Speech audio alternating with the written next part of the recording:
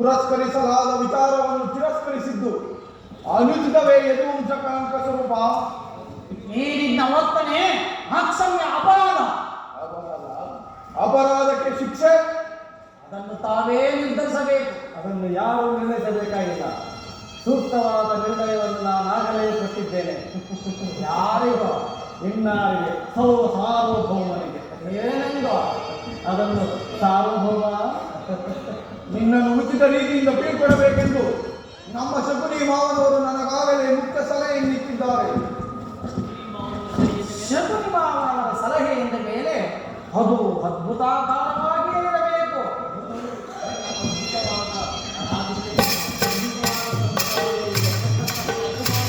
ನಿಮ್ಮ ಅದ್ಭುತವಾದ ಕಾರ್ಯವನ್ನು ನಾನು ಅದ್ಭುತಾಕಾರಕ್ಕೆ ಸ್ವೀಕರಿಸುವೆನು. ಸ್ವೀಕರಿಸು ಸಹೋದರ ನಾರಾಯಣ, ವಂದಿಸು ಕೃಷ್ಣನನ್ನು.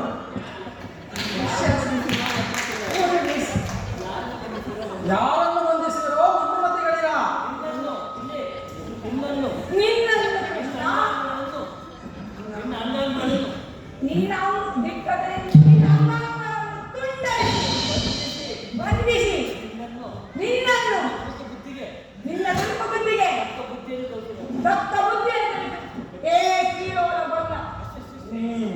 ಬಿಸಿಲ ತಾಪಕ್ಕೆ ಸರದಿ ಬಂದೋರೆ